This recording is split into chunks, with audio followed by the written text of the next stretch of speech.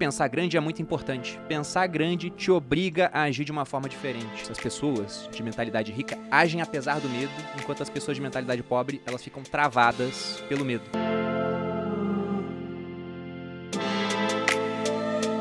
Brunão, cara, vamos falar dos segredos da mente milionária. Porque foi um dos primeiros livros de finanças que eu li.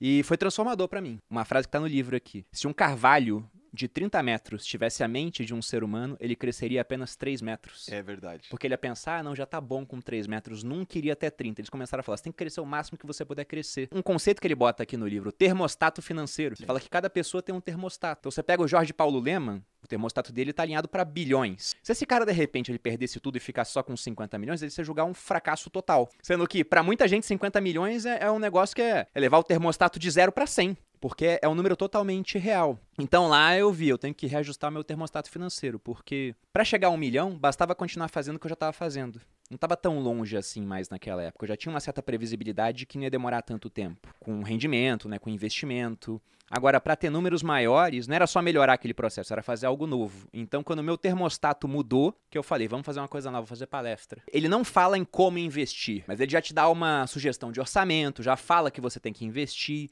Tem um arquivo de riqueza onde ele diz que os ricos administram bem o dinheiro. Sim. As pessoas de mentalidade pobre não, que os ricos colocam dinheiro para trabalhar duro para eles, enquanto a pessoa de mentalidade pobre trabalha duro pelo dinheiro. Então aquilo mexeu com a minha cabeça. Eu falei, tô no caminho certo. Ele começa o livro falando assim, né? Então, o que você pensa gera o teu sentimento gera as tuas atitudes, e as tuas atitudes geram o teu resultado. Comenta um pouco sobre isso aí. E ele fala que tudo começa no pensamento. E ele fala que muita gente tem resultados ruins com o dinheiro porque tem pensamentos e crenças nocivas quanto ao dinheiro. E ele fala que grande parte dessas crenças, elas foram estabelecidas através de 3 coisas. Uma programação verbal, então aquilo que você ouvia as pessoas falando sobre dinheiro, e raramente você tem contato com pessoas ricas que entendem o jogo do dinheiro. Geralmente você tem contato com o pessoal que tá ali na classe média ou mais baixo do que isso. Então, geralmente, o pessoal usa o dinheiro, aprendeu a usar, mas nunca estudou direito sobre como ele funciona. Então, não costumam ser opiniões muito positivas. Além disso, você tem os exemplos, que é o segundo ponto. E qual que é o exemplo tradicional? Principalmente aqui no Brasil. 70% das famílias brasileiras estão endividadas. Então, por mais que, vamos supor que a prática verbal fosse positiva quanto a dinheiro, no exemplo, o normal no Brasil, ou pelo menos o comum, né, não deveria ser o normal, é as pessoas estarem endividadas. E o último ponto é uma experiência específica com grande carga emocional. Ele dá exemplos no livro, ele dá exemplo da mulher dele, que sempre que pedia dinheiro era pro pai porque a mãe nunca tinha. Sim. Aí o arquivo que ela tinha, quem tem dinheiro é o homem, Sim. Né? A mulher não precisa ter dinheiro e toda vez que ela queria alguma coisa pedia pro marido. E aquilo gerava conflito entre eles. Ele dá o exemplo de uma moça que o pai morreu nos braços por preocupação financeira. A moça virou enfermeira, talvez até pra salvar o pai, né, inconscientemente, e toda vez que ela ganhava dinheiro, ela achava que aquilo era errado. E ele fala que esse é o ponto. Se você tem uma crença negativa quanto a dinheiro, se você acha que acumular patrimônio não é bom, você vai dar um jeito, né? Os seus pensamentos vão levar a sentimentos nocivos, a ações ruins, e o resultado vai ser você desperdiçar o dinheiro até que só sobre na sua mão aquela quantia que você julga ser adequada. Se você acha que é imoral ter milhões, você nunca vai ter milhões. Se por acidente a vida te der alguns milhões, o cara ganha na Mega Sena, ele tende a gastar tudo até que só sobre o dinheiro que ele julga adequado. Sim. E é o que acontece mesmo. Historicamente, você pega pessoas que ganharam na loteria, a maioria, em 5 anos, está de volta à situação inicial. Então, é esse o ponto, né? Ele fala, você não tem crenças alinhadas, você nunca vai conseguir acumular patrimônio. E aí ele fala pra você identificar esse teu modelo de dinheiro. Porque esse seu modelo não é seu. Ele só foi passado pra você. Então o ponto é que você não é uma gravação, que ele diz. Você é o gravador. Se essa gravação não tá boa, você deleta e grava uma nova. Perfeito. E aí o que ele tenta fazer é colocar os arquivos bons no lugar dos arquivos ruins. Tem uma hora que ele fala isso. As pessoas ricas acreditam que podem ter ambas as coisas. A pessoa de mentalidade pobre, e ele sempre bota mentalidade pobre. Porque às vezes você hoje não tem dinheiro, você se julga pobre, mas a tua cabeça não é de pobre. Você tá com os arquivos mentais corretos. Então, daqui a 5 anos, tua situação tá muito diferente. Boa.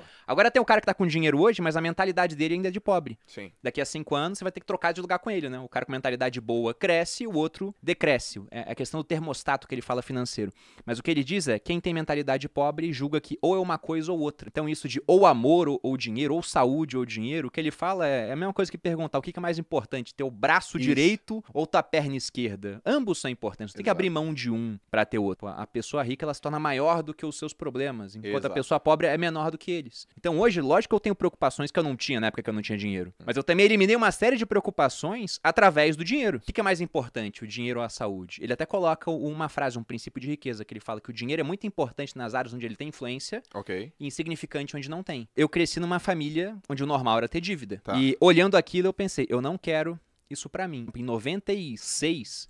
os meus pais tinham celular. Ninguém tinha celular naquela época. Aquele grandão. Era um grandão. Era pra falar entre eles, talvez com a Abílio Diniz, né? Porque era outra pessoa que tinha celular no Brasil. E era caríssimo. Era muito caro. Então, eu não sei por que cargas d'água eles tinham celular naquela época, mas tinham. Então, vendo aquele tipo de coisa, eu falei, poxa, eu não quero me comportar igual os meus pais nesse aspecto. Em vários outros, minha mãe é uma pessoa ímpar, assim, em termos de generosidade. Meu pai é a pessoa mais culta que eu conheço. Meu pai fica me zoando de homem de poucas letras, né?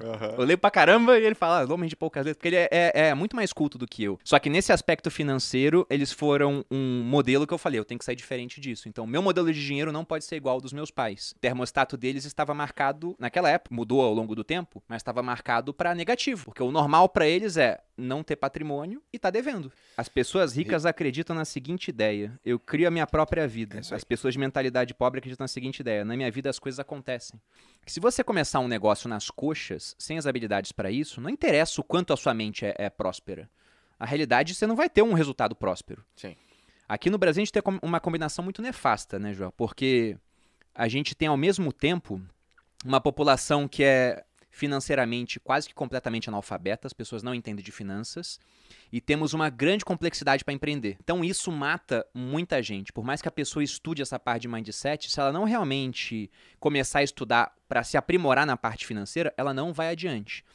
Tanto que aqui no livro, numa sugestão sumária de orçamento que ele dá, onde ele fala que basicamente você tem que fazer o seguinte, viver com 50% do que você ganha, aí você pega 10% para investir para a liberdade financeira, mais 10% para projetos de longo prazo, 10% ele destina para instrução, para educação. Sim. Só que a educação que ele faz não é qualquer educação, né? Ele fala, é instrução financeira. É isso aí. Ele quer que você pegue 10% que você ganha no ano para você aprender sobre finanças. 10% para lazer, e ele fala em doar 10%. Exatamente. Na minha, não tinha doação de 10%. Eu botava em viver 55%, 5% a mais e 5% pro colchão financeiro. O pessoal falava, nossa, Bruno, que mesquinharia. Mas eu tava fazendo, na verdade, o que o Warren Buffett me ensinou.